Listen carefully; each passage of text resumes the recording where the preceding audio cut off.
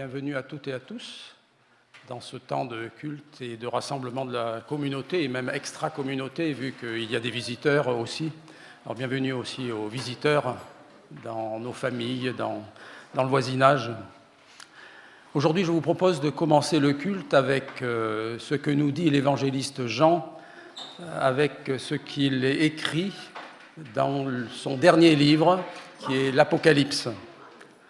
Et je vous invite à écouter ces trois premiers versets de ce dernier livre de Apocalypse, chapitre 1 bien sûr, dans la version second 21. Révélation de Jésus-Christ.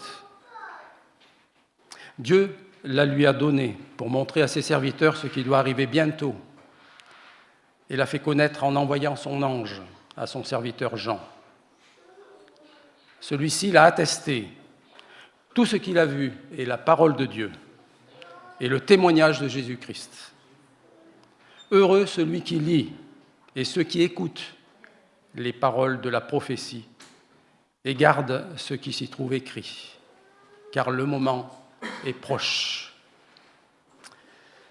Cela fait environ 60 ans que Jésus-Christ est monté aux cieux lorsque Jean écrit cette lettre, ce message. Mais ce n'est pas pour autant que Jésus serait passif.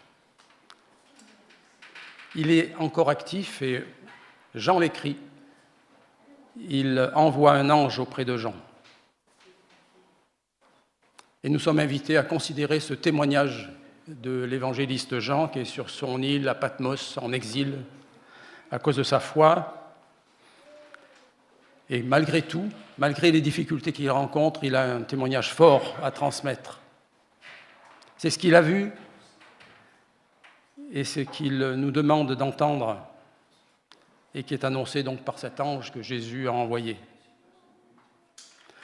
Alors bien sûr, on ne va pas entrer dans les détails de tout ce livre parce qu'il y a beaucoup de choses à écouter, à méditer et parfois des choses un peu compliquées, mais c'est un livre très important. Et sans entrer donc dans tous les détails, aujourd'hui, puissions-nous entendre ce que Dieu nous veut du bien. Et c'est déjà ce qui est écrit dans le 3e verset de ce que j'ai lu tout à l'heure. Heureux celui qui lit et ceux qui écoutent les paroles de la prophétie et gardent ce qui s'y trouve écrit. Heureux celui qui lit, ceux qui écoutent et qui gardent. N'ayez pas peur de lire le livre de l'Apocalypse. Parfois, à cause du mot apocalypse, on se dit c'est pas intéressant, ça va faire peur, c'est gênant d'entendre des paroles de ce style, alors que le mot apocalypse signifie révélation, et en particulier révélation de Jésus-Christ. Ça vaut la peine d'être entendu. Alors ne soyons pas défaitistes avant même d'avoir pris le temps d'ouvrir le livre et de le lire. Et puissions-nous être, comme Jean le dit, heureux à la lecture de ce livre. Et dans le mot hébreu, heureux signifie aussi en marche. Donc on peut entendre derrière ce mot qui est écrit en grec, là, derrière ce mot qu'il y a l'idée de se mettre en marche. Heureux, celui qui lit et ceux qui écoutent les paroles de la prophétie et gardent ce qui s'y trouve écrit. Il y a 7 fois dans ce livre le mot heureux, comme pour dire justement, ne perdez pas de vue cette béatitude lorsque vous lirez ce livre, lorsque vous écouterez les paroles qui y sont écrites. Alors nous allons bien sûr, tout au long de ce culte, pouvoir nous adresser à Dieu dans des prières, dans des chants, et nous allons aussi pouvoir, si possible, avoir une bonne disposition pour écouter la parole de Dieu, qui sera donnée tout à l'heure par Lucie. Mais puissions-nous être bien disposés, heureux, mais laissant un peu de côté peut-être les soucis qui nous tracassent de trop, mais soyons peut-être bien disposés et heureux de pouvoir lire à nouveau la parole de Dieu, l'écouter à nouveau, ici ou avec les enfants tout à l'heure. Heureux aussi certainement de se savoir écouté par Dieu dans nos prières. Et heureux de se savoir aussi consolé par Jésus-Christ et par son Esprit Saint, par les paroles qui ont pu être dites ou qui ont les émotions que l'Esprit Saint aussi peut nous donner. Heureux de savoir que Jésus-Christ, notamment, n'est pas passif, qu'il est un avocat, qu'il intercède encore et toujours jusqu'à ce que nous puissions être réunis auprès de lui. Alors je vous invite à commencer ce culte avec simplement un signalement de notre part. Oui, nous voulons être présents devant toi, Seigneur. Nous voulons t'écouter, nous voulons avoir de bonnes dispositions pour ce temps de culte. Alors je vous invite à prendre 2 chants qui nous préparent à l'écoute de tout à l'heure de la parole, mais aussi à vivre tout simplement ce culte. Nous venons dans ta présence, c'est le premier chant que je vous propose de chanter ensemble.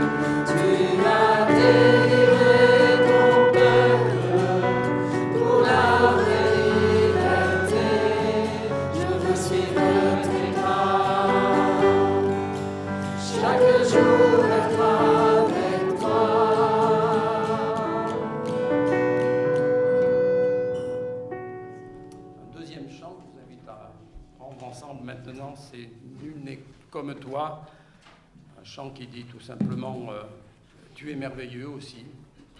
Oui, nul n'est comme lui, et puissions-nous le repérer comme unique dans sa manière d'agir envers nous, désormais, pour notre salut, notre bien. Nul n'est comme lui, nul n'est comme toi. Nul n'est comme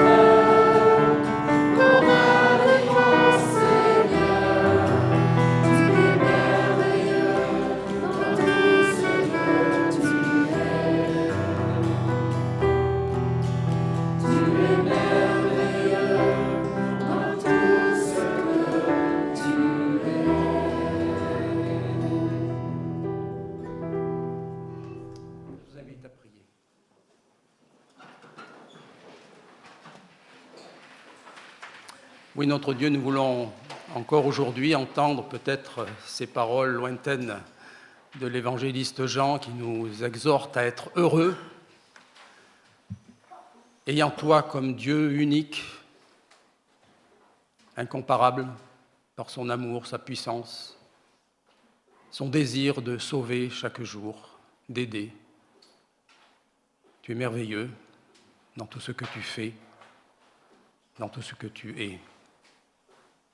Seigneur, puisses-tu ce matin encore accorder à chacun d'entre nous et peut-être à partir de chacun d'entre nous, à nous comme à nos proches, accorde-nous, Seigneur, cette paix, cette assurance, cette confiance, ce désir de vraiment te reconnaître exclusivement comme Seigneur, Sauveur. Merci, Seigneur, pour ton aide d'aujourd'hui, pour cheminer encore avec ta parole, avec toi, parce que tu nous connais mieux que nous-mêmes. Et tu sais ce dont nous avons besoin chaque jour et peut-être dans ces instants à passer ce matin ensemble. Merci pour ta bénédiction toujours possible. Merci pour ta porte qui ne demande qu'à s'ouvrir. Merci Seigneur pour ta présence, ton amitié.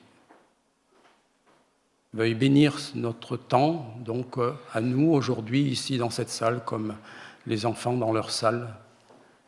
Puisses-tu donner à chacun de pouvoir trouver auprès de toi celui qui est bon et qui donne envie de vivre dans cette terre, sur cette terre, malgré tout ce que l'on entend, ce que l'on voit. Parce que toi, Seigneur, tu nous conduis vers un lieu qui est tellement différent et tu nous donnes de pouvoir vivre de l'espérance que tu nous as laissée en Jésus-Christ et par ton Esprit. Alors, merci, si possible, de bénir chacun d'entre nous, ici ou dans la salle avec les enfants. Amen. Nous allons laisser les enfants aller avec leur monitrice.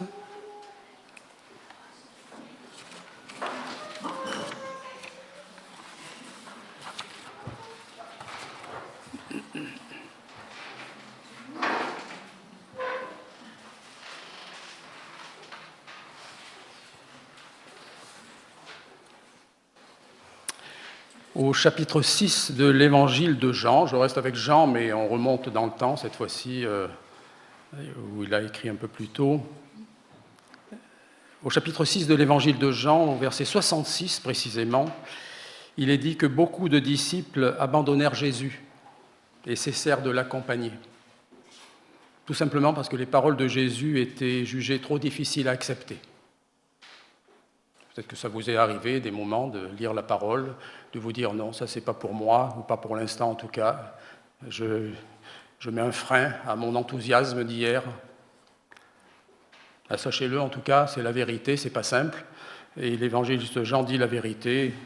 Il y a des moments où c'est un peu compliqué et on préfère se retirer, c'est possible. Mais dans la lettre aux Hébreux, chapitres 3 et 4, à 3 reprises, il est rapporté cette parole que je vous lis maintenant, qui est comme un refrain. Aujourd'hui, si vous entendez sa voix, ne vous endurcissez pas. Dans les versets qui entourent ces 3 déclarations, aujourd'hui, si vous entendez sa voix, ne vous endurcissez pas, il est question de fixer ses pensées sur Jésus, car il est digne de confiance, Hébreux 3, versets 1 et 2. Il y est question de personnes qui pourraient se détourner du Dieu vivant du fait d'avoir un cœur mauvais et incrédule, Hébreux 3, verset 12. Il est question de désobéissance, Hébreux 4, verset 6.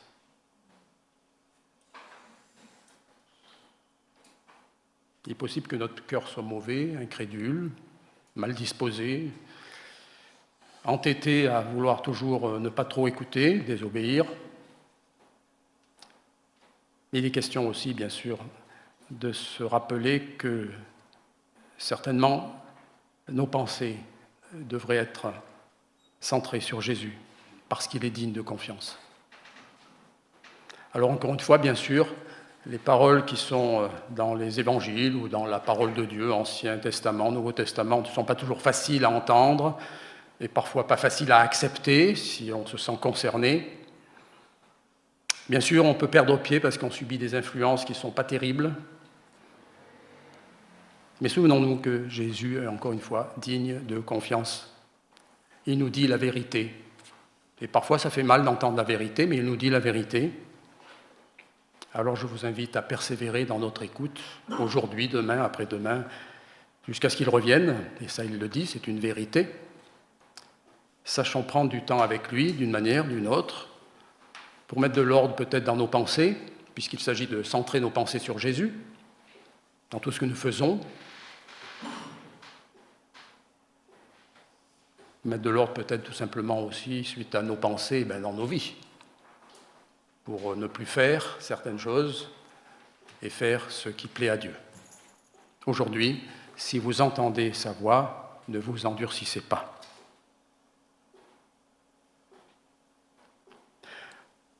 Alors je vous invite à prendre un temps d'adoration, de prière aussi, par la suite, adoration avec des chants, prière libre. Mais encore une fois, c'est peut-être pour être encore mieux disposé, dans cet espace réduit dans lequel nous sommes, à écouter la parole tout à l'heure. Alors adoration d'abord en centrant nos pensées sur l'amour de Dieu. Plonge-moi dans ta rivière d'amour. Peut-être avons-nous, les uns ou les autres, besoin de recevoir, percevoir cet amour de Dieu. Plonge-moi dans ta rivière d'amour. Je vous invite à vous lever.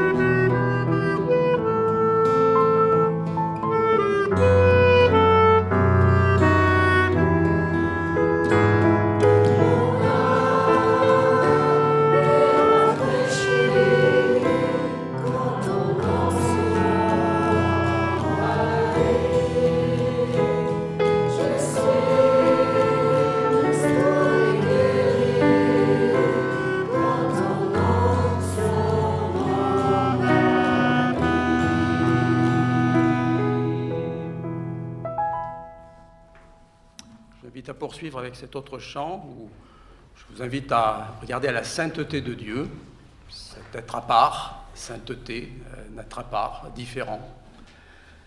mais sainteté de Dieu bien nécessaire pour notre bien. Il ne s'agit pas d'être troublé par quelqu'un qui aurait des défauts. Il n'a pas de défaut. Il est saint, 3 fois saint, on dira même. Il n'a pas de défaut. Alors regardons à cette sainteté, ce regard de sainteté qu'il a sur nous. C'est pas glorieux quelquefois ce qu'il peut regarder, mais pourtant il désire plonger ses regards sur nous, nous entraîner dans sa joie, voire même dans sa sainteté, tout simplement. Quand je contemple ta sainteté, quand je contemple ta beauté, quand toutes les choses pâlissent à ta lumière, alors oui, je veux être devant toi.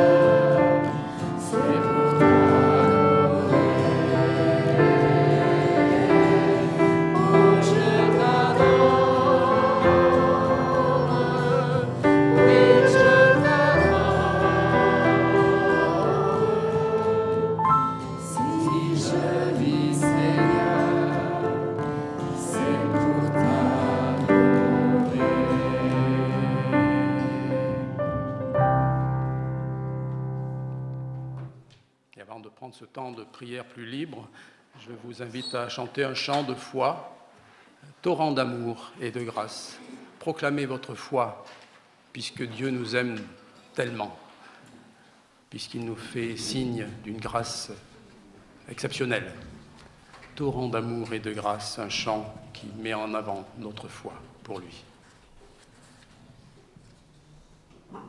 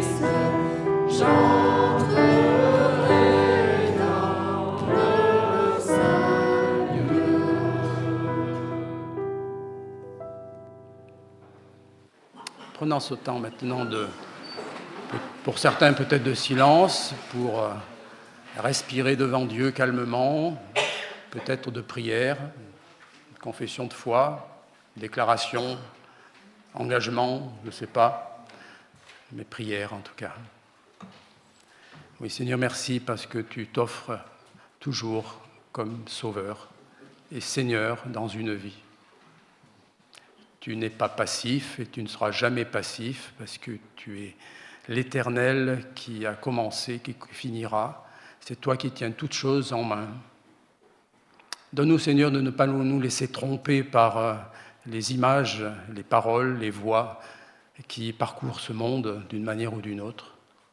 Donne-nous, Seigneur, de pouvoir entendre ta voix, suivre cette voix, ton appel peut-être d'abord, mais poursuivre le chemin en cherchant ce que tu as encore à nous dire, en parcourant des lieux peut-être encore inconnus, mais avec audace, parce que tu es avec nous.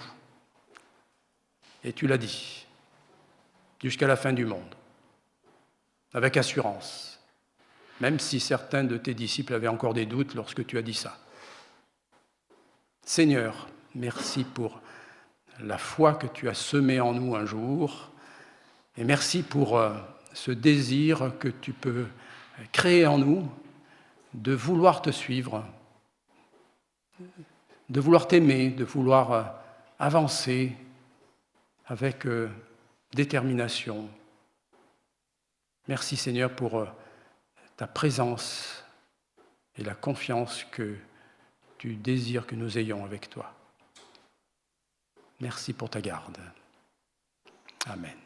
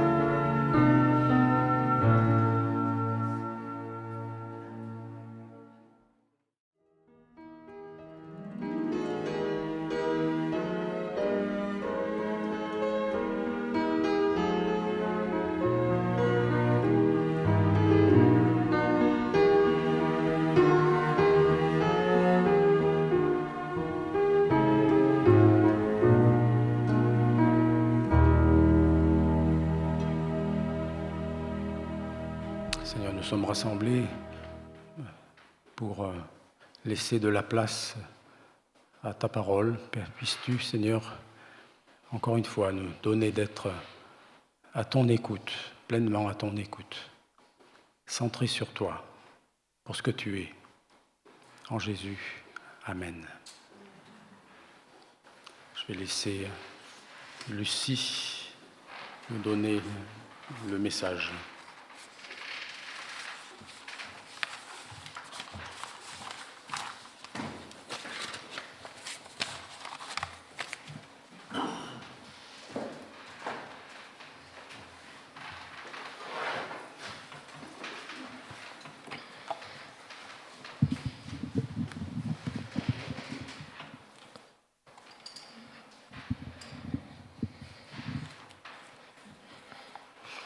Bonjour à toutes et à tous.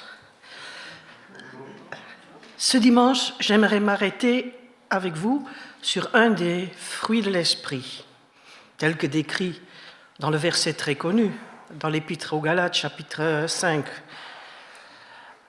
Au contraire de vivre selon la chair, voici ce que l'Esprit Saint produit: amour, joie, paix, patience, bonté, service, confiance dans les autres, douceur, maîtrise de soi. La loi n'est sûrement pas contre ces choses-là. Alors, quel fruit aurais-je choisi pour mon message aujourd'hui? Et pourquoi? Quelque chose me manquait il y a quelques semaines. Quand rien ne va comme on veut, quand rien n'avance, quand tout se complique, on termine par se décourager. Et ce qui manque alors, c'est d'avoir de quoi remplacer les grands soupirs, les « j'en peux plus », remplacés par de la joie. Puis je pensais à Paul qui écrit aux Philippiens, alors qu'il est en prison, « Soyez toujours joyeux.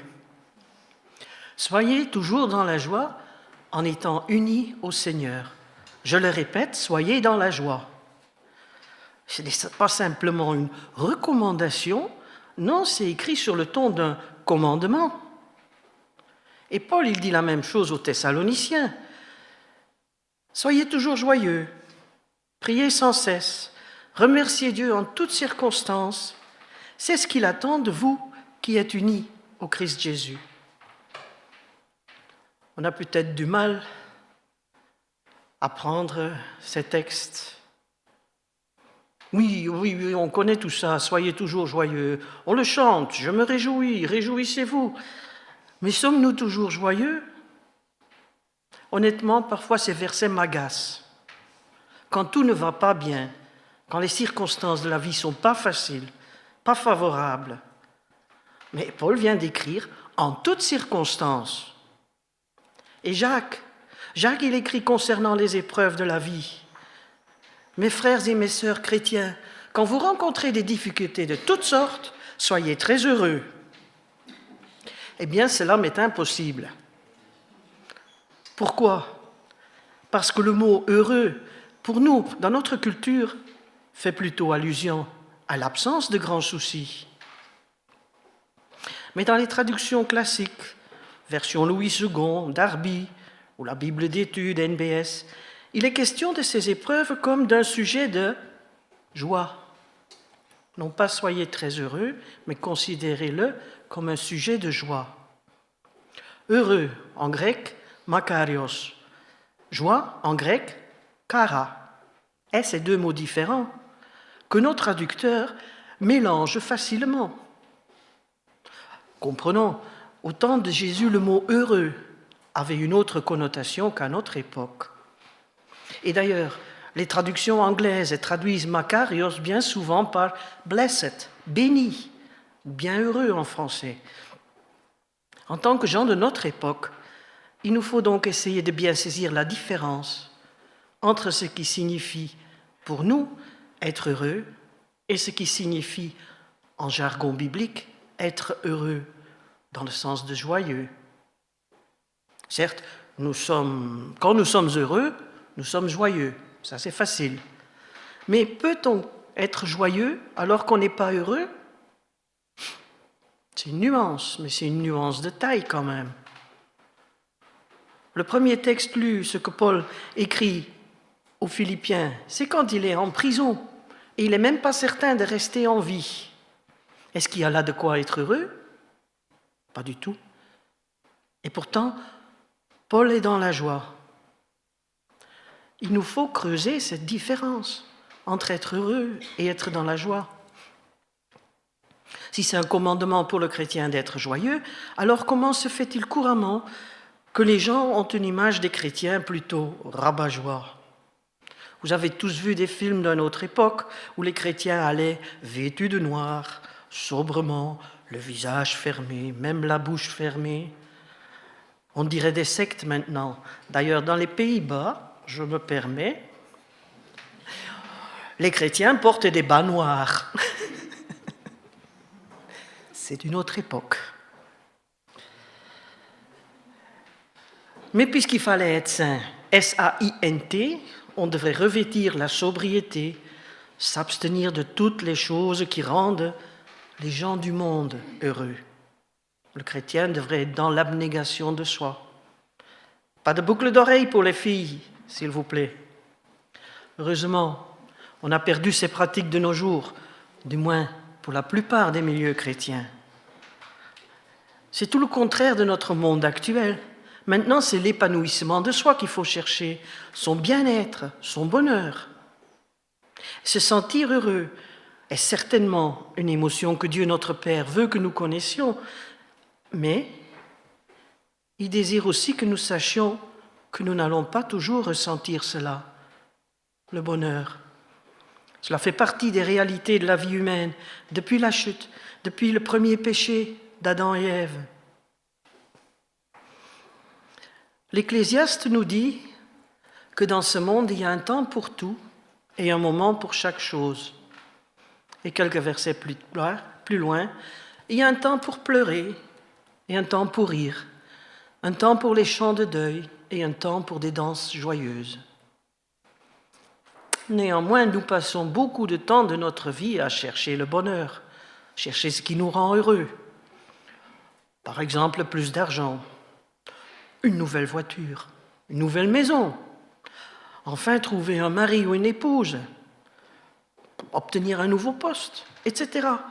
Bien souvent, quelque chose de nouveau, de neuf dans la vie est source de bonheur. Alors, souvenez-vous, pour ceux qui ont plus de 40 ans, de votre premier ordinateur. Wow, qu'est-ce qu'on était heureux! Mais quelques années plus tard, il était déjà vieux. Les versions Windows se sont enchaînées à grande vitesse. Ouais, je ne connais pas pour les Apple. J'ai commencé avec la version 3. Aujourd'hui, on attend que sorte la version 12. J'ai travaillé avec des floppies, des disquettes souples, carrées. Puis il y a eu les CD-ROM, puis les lecteurs des cartes, les clés USB, le cloud. Chaque fois quelque chose de nouveau, il fallait changer notre équipement. Et on était heureux d'être propriétaire de ces nouveautés, mais ce bonheur ne durait jamais longtemps. Obsolète, à remplacer. Bon, j'ai utilisé un exemple de la vie matérielle, mais n'est-ce pas pareil pour d'autres domaines de notre vie? Par exemple, le côté physique. On est au top quand on a 20, 30 ans. À 40 ans, les rides commencent à faire leur apparition. Puis c'est le moment de la ménopause avec ses changements physiques. Et à partir de 60 ans, pour les plus chanceux d'entre nous, pas plus tôt, on commence à ressentir quelques douleurs, avoir moins d'énergie, de force. Et petit à petit, on devient dépendant. Alors que notre corps était si performant et source de bonheur. Au travail, un bon poste, puis un changement de collègue, harcèlement, burn-out, ou la boîte qui est mise en redressement judiciaire. Ou dans le domaine relationnel, la lune de miel au début du mariage. Mais 10 ans plus tard, les différences qu'on ignorait au début pèsent plus lourd, peut s'en suivre un adultère, un divorce. Ou encore cette belle maison pour laquelle on vient de finir de payer l'emprunt, elle commence à montrer des fissures. Ou ils vont créer une nouvelle route qui passe devant et elle perd de la valeur. Bref, ce qui nous rend heureux aujourd'hui n'est pas certain d'être encore là demain. L'auteur du livre de l'Ecclésiaste, il cherchait le bonheur. Il a essayé toutes sortes pour l'obtenir de plusieurs façons. Il a accumulé la sagesse. Il a profité de la vie, du vin et des bonnes choses. Il a réalisé des projets, construit des maisons, planté vergers, vignes, creusé des réservoirs d'eau. Il a eu beaucoup de bétail, des servantes, même des chanteuses pour lui égayer. Mais, dit-il, tout cela est pour suivre du vent. Ce que l'on obtient donne satisfaction. Oui, mais pour combien de temps? Ce qui me rend heureux aujourd'hui sera devenu banal demain. Là encore n'est pas le vrai bonheur. Bref, tout est vain, tout est vanité. Rien ne me satisfait réellement et longuement. La poursuite du bonheur est une chose, mais vous allez être malheureux si vous n'intégrez pas l'idée fondamentale que rien ne sera jamais parfait dans le monde ici-bas. Même celui qui mange sainement peut attraper un cancer. Celui qui suit à la lettre le code de la route peut mourir d'un accident de circulation. Celui qui travaille bien, accumule des beaux objets, peut être cambriolé et voir ce qui lui est cher disparaître. Je sais, c'est plutôt pessimiste, hein? Alors, si on regardait les paroles de Jésus, non pas concernant le bonheur, mais concernant la joie. Je vous invite à regarder avec moi dans l'évangile de Jean, d'abord au chapitre 15. Je vous ai dit cela pour que vous ayez ma joie et pour que votre joie soit complète.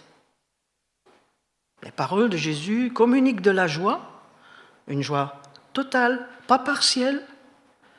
Et à d'autres moments, Jésus parle de la joie comme une joie que personne ne pourra nous enlever. Intéressant. Vous aussi maintenant, vous êtes triste, mais je vous reverrai, alors votre cœur sera dans la joie. Et cette joie, personne ne pourra vous l'enlever. Et 2 versets plus loin, Jean écrit encore au sujet d'une joie complète. « Jusqu'à maintenant, vous n'avez rien demandé en mon nom, mais demandez et vous recevrez, alors votre joie sera complète. » Et enfin, au chapitre 17, dans la prière de Jésus, nous lisons au verset 13, « Maintenant, Père, je vais auprès de toi, mais je dis ces paroles dans le monde pour qu'ils aient en eux-mêmes ma joie, une joie totale. » Alors, remettons les versets dans leur contexte. Les chapitres 13 à 17 de l'évangile de Jean concernent la dernière soirée de Jésus avec ses disciples. Il va être arrêté le soir même. Le supplice va commencer. Dernière soirée, dernière recommandation. Je ne pense pas que les disciples aient saisi la gravité du moment. Pour Jésus, par contre, la pression monte. Judas vient de partir. Jésus savait très bien ce qu'il allait faire. Et Jésus parle à ses disciples de la joie, d'une joie complète qu'il donne, que personne ne peut nous enlever. Comment parler de la joie, sachant que dans à peine quelques heures, il va être torturé, malmené, blessé, tué.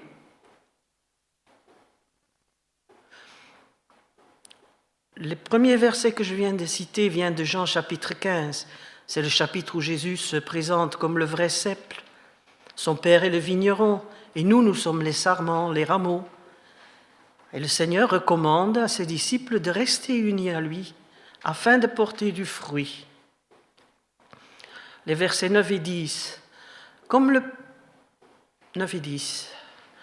Père m'a aimé, moi aussi je vous ai aimé. Demeurez dans mon amour. Si vous gardez mes commandements, vous demeurerez dans mon amour. Comme moi, j'ai gardé les commandements de mon Père et je demeure dans son amour. Garder les commandements afin de demeurer unis au Seigneur, c'est la condition pour obtenir, au verset 11, « Pour que ma joie soit en vous et que votre joie soit complète. » Cette joie a donc tout à voir avec le fait d'être unis au Seigneur, ce qui à son tour a tout à voir avec notre obéissance, le fait de garder ses commandements. Revenons quelques instants à l'apôtre Paul, dans sa cellule de prison à Philippe, alors qu'il nous donne cet ordre « Soyez toujours joyeux ». A-t-il le droit de parler ainsi? Lui, sans aucun doute, il est l'exemple même de celui qui choisit la joie, malgré les circonstances qui font de lui tout sauf un homme heureux.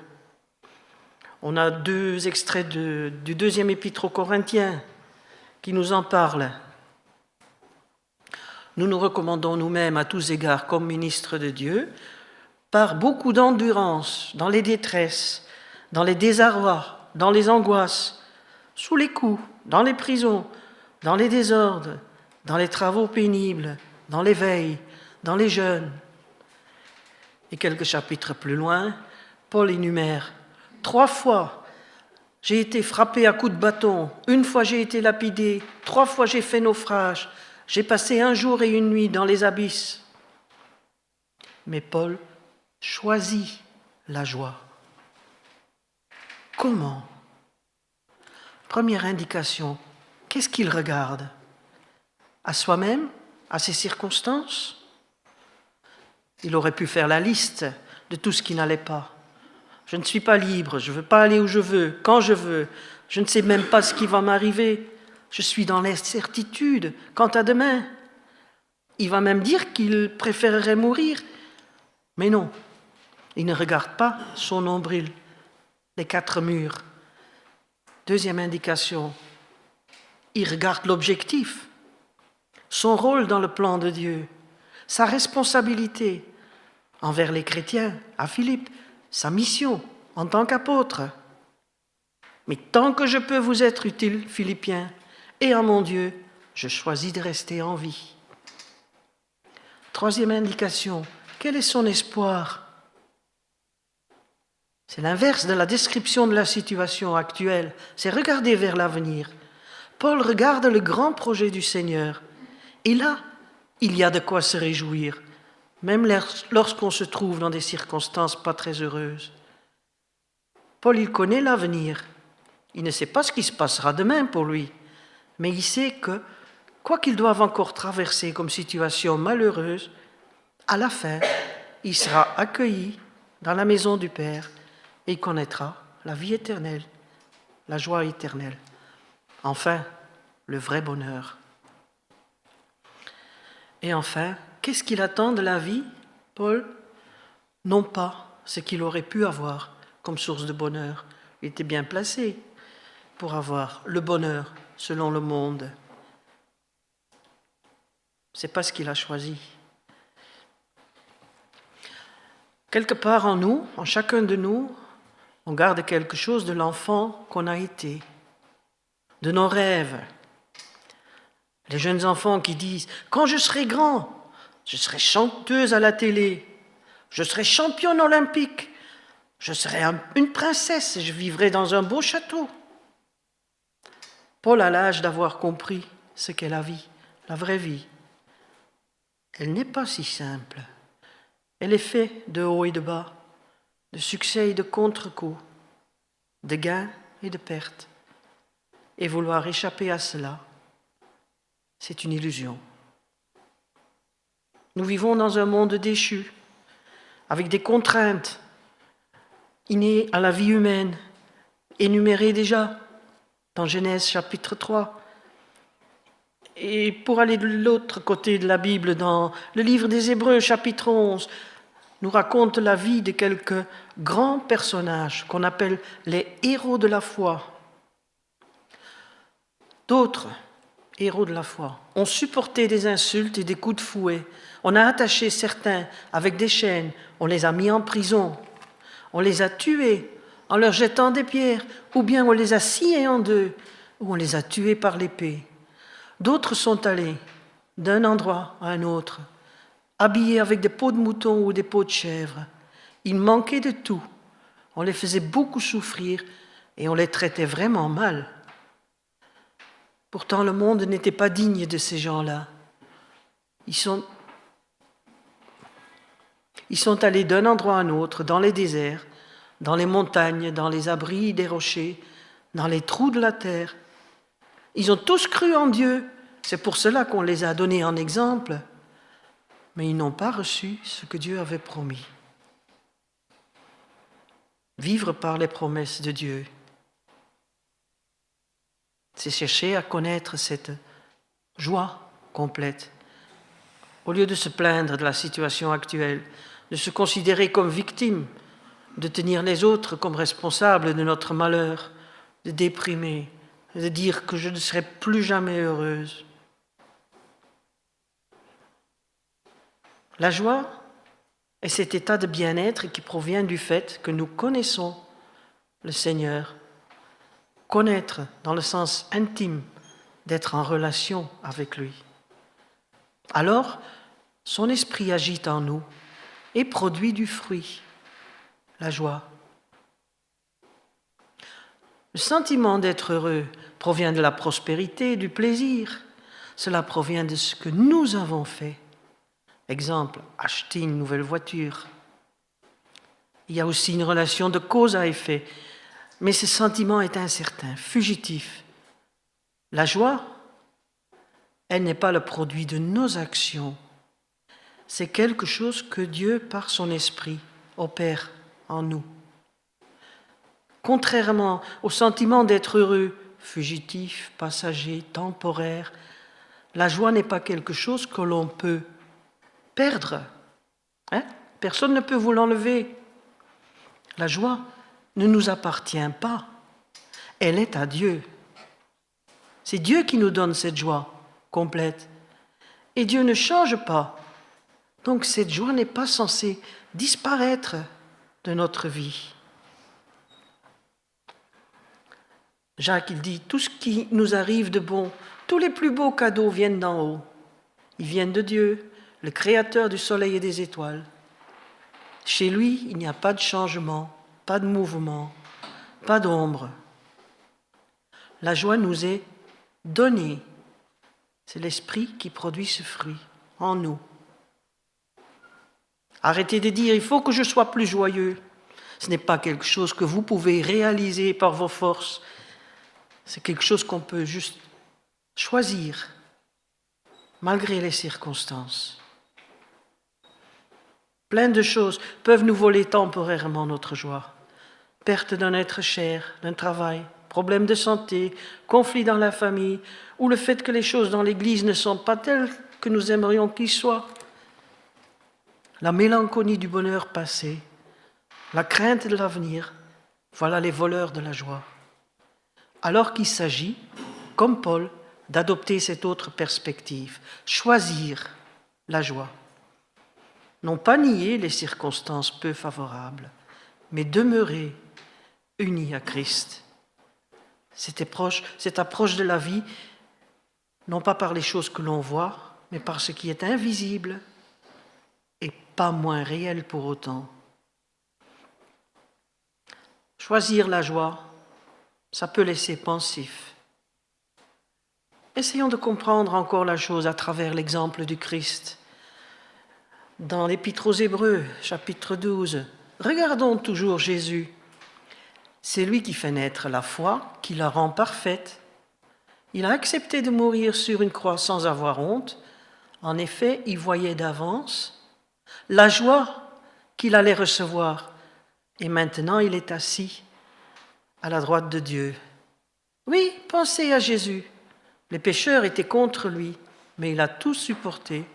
Alors ne vous laissez pas vaincre par le découragement. Choisir le bonheur maintenant et éviter la souffrance, ou accomplir le plan de Dieu en vue d'une joie autant plus grande. Comme Jésus, ne pas se laisser vaincre par le découragement. Oui, je viens de citer l'exemple suprême. Le Fils de Dieu acceptant de devenir homme, de souffrir, et tout cela, non pas pour le bonheur d'être sur terre, mais en vue de la joie immense, en sauvant autant de personnes sur terre, en vue de leur bonheur éternel. Bonheur éternel qui leur échappait à cause de la faute d'un premier Adam, qui, en vue d'un petit bonheur immédiat, a écouté la petite voix qu'il fallait choisir de ne pas écouter. Tant que nous sommes à la poursuite d'un sentiment de bonheur, peu de chances que nous allons recevoir et apprécier le fruit de l'esprit, la joie que Dieu veut mettre dans notre vie. Un sentiment de bonheur, c'est lié au fait d'avoir de la chance. C'est le fruit du hasard, on pourrait dire.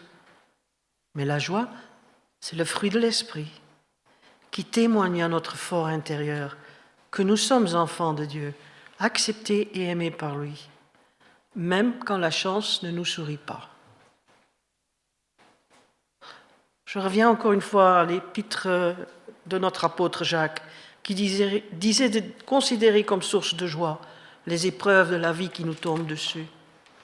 Et Jacques y continue en écrivant « Mes frères et mes sœurs chrétiens, quand vous rencontrez des difficultés de toutes sortes, soyez très heureux.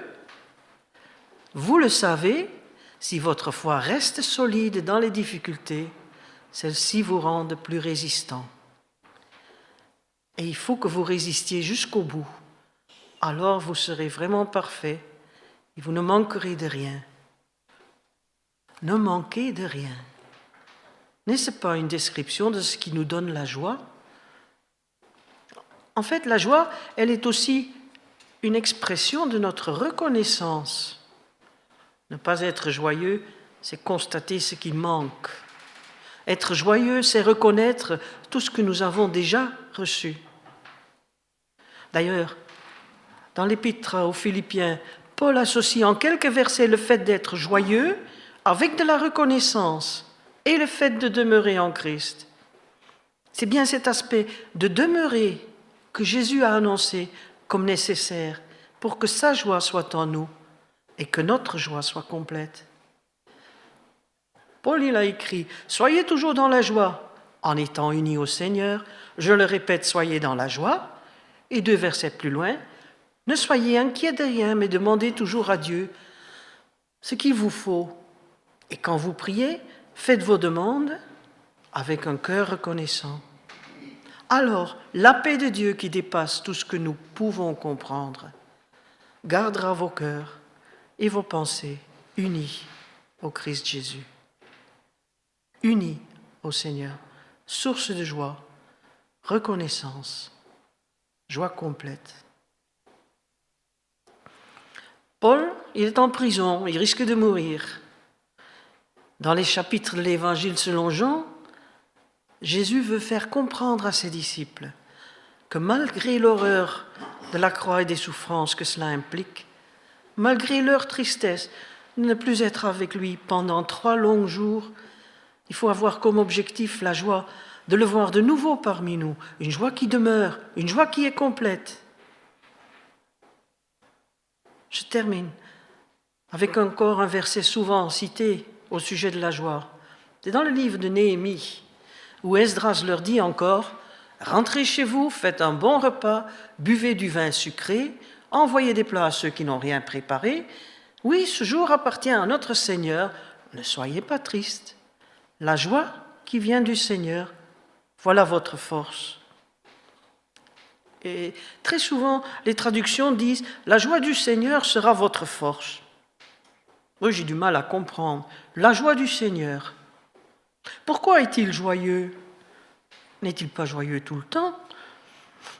Bon, dans le contexte du livre de Néhémie, on peut comprendre. Le peuple vient de reconnaître sa faute, ses torts, ce qui fait certainement plaisir au Seigneur. Humainement parlant, nous pourrions dire que le visage de Dieu s'éclaire quand le peuple saisit ce qu'il veut réellement communiquer.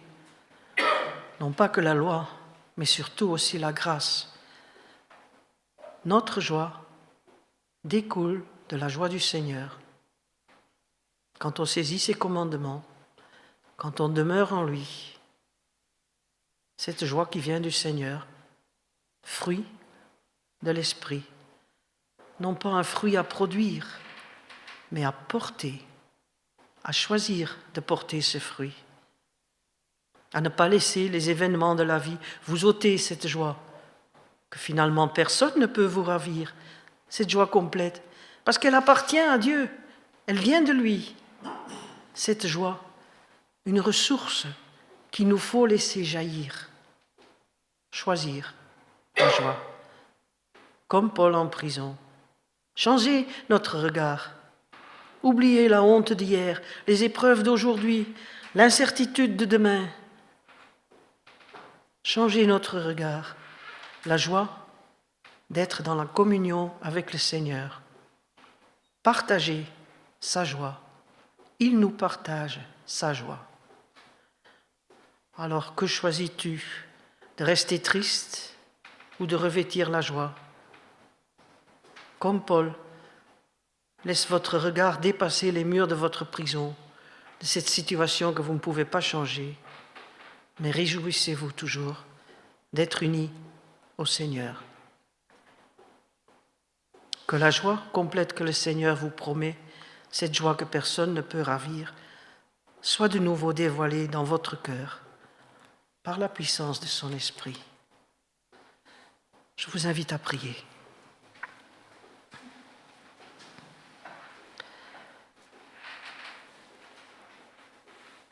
Seigneur, les évangiles nous montrent le chemin de la joie. Une joie durable, comme ces fleuves d'eau vive que tu nous as promis. Notre Dieu, notre Père, bien souvent les réalités de la vie terrestre étouffent cette joie qui vient de te connaître. Quand les soucis nous rattrapent, nous essayons de retrouver par nos forces un sentiment heureux. C'est vrai que nous ne cherchons pas toujours à obéir à ce commandement que Paul a transmis aux premiers chrétiens, d'être toujours joyeux. Pardonne-nous de nous contenter des sentiments heureux et éphémères, alors que tu mets devant nous une joie complète, que personne ne peut nous enlever, sauf nous-mêmes, en n'ayant plus les yeux fixés sur toi. Alors, par ton esprit, aide-nous à changer notre regard dans ces moments où nous sommes malheureux, découragés, sans force. Seigneur Jésus, tu nous donnes l'exemple de considérer à côté des réalités du moment moins agréable, toujours les promesses, le plan de Dieu qui se réalise.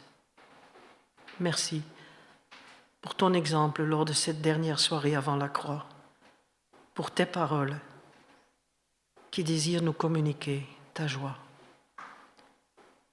Sois loué notre Père pour le don de ton esprit qui produit en nous la joie d'être unis à toi par ton Fils Jésus. Amen. Et je vous propose de choisir la joie et de l'exprimer avec ce petit cantique qui dit « Seigneur, tu es notre joie ».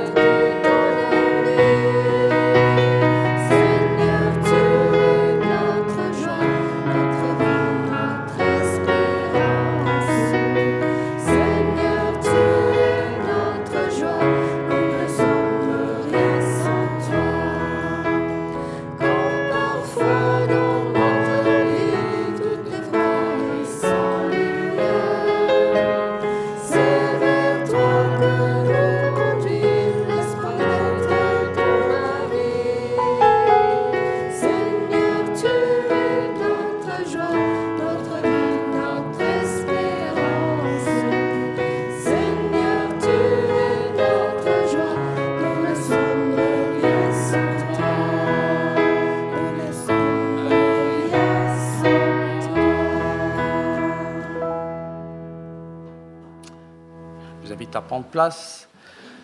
Je voudrais qu'on prenne un petit moment d'intercession aussi. Et avant l'intercession, de vous nous souvenir que aussi nous avons des dons à apporter au service de l'Église pour donc dans le cadre de son témoignage dans la cité et ailleurs. Quelques annonces avant cette fin de culte. En fait, elles ne sont pas très nombreuses. J'invite tous les valides